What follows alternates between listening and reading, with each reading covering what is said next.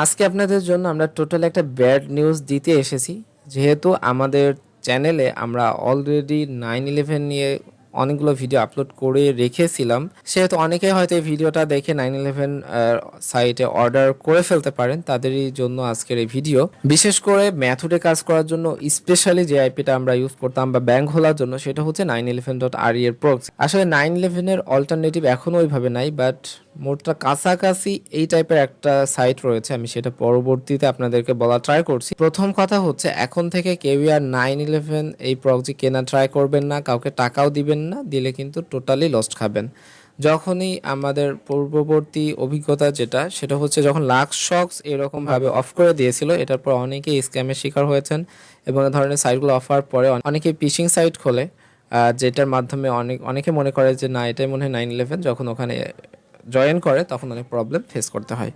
বিশেষ করে পিশিং সাইটগুলোর কারণেই এরা অফ করতে নাকি বাধ্য হয়েছে, যেটা নোটিশ করেছিল যে এদের মানে এরকম পিশিং সাইটে অনেকে যে ইউজার নেম পাসওয়ার্ড দেয়, তারপরে তাদের অ্যাকাউন্টগুলো মানুষ হ্যাক করে নেয়, এ ধরনের কথাগুলো বলেছে। তবে আমার মনে হয় এটা ওই ধরনের প্রবলেমের কারণে হোক বা না হোক, আইনগত কোনো ব্যাপারের কারণে আমার মনে হয় বন্ধ করা লেগেছে, যে জন্য শক্সকেও অফ করা লেগেছিল। হোক সে কোনো রিসেলার বা অন্য কিছু। আপনারা যদি অনলাইনেও দেখেন যে 9/11 প্রক্সি সাইট পাচ্ছেন, তবে শিওর না হয়ে কখনোই ডিপোজিট করবেন না, কারণ 9/11 প্রক্সি অফিসিয়ালি তাদের সমস্ত ব্যাপার বন্ধ করে দিয়েছে। আমরা দেখেন অনেকগুলো ভিডিও দিয়েছিলাম, তারই প্রেক্ষিতে আজকে ভিডিওটা আমাদের অবশ্যই দিতেই হতো। এখন কথা হচ্ছে, অনেকে বলতে পারেন যে 9/11 এর অল্টারনেটিভ কি আছে। আসলে 9/11 এর আইপির যে মান, এই মানের উপরে ডিপেন্ড করলে আপনি 9/11 এর অল্টারনেটিভ পাবেন না। বাট 9/11 যেভাবে সফটওয়্যার দিয়ে চলে, এরকম একটা সফটওয়্যার দিয়ে 9/11 এর কাছাকাছি টাইপের একটা প্রক্সি আছে, সেটা হচ্ছে শক্স স্কোয়াড। এটা নিয়ে আমার চ্যানেলে অনেকগুলো ভিডিও দেওয়া রয়েছে।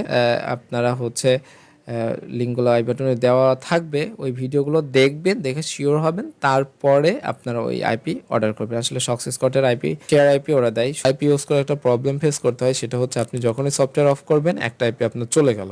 একটা আইপি যদি সারাদিন চালাতে হয়, সারাদিন আপনার ওদের সফটওয়্যার ওপেন করে রাখা লাগবে। সেই ক্ষেত্রে যদি কারেন্ট চলে যায়, তবুও একটা আইপি শেষ। আপনার পিসি বন্ধ করলে একটা আইপি শেষ। ওই ভিডিওগুলোতে আরো বিস্তারিত বুঝতে পারবেন। তবে নতুন করে 9/11 কেউ ডিপোজিট করবেন আশা করছি।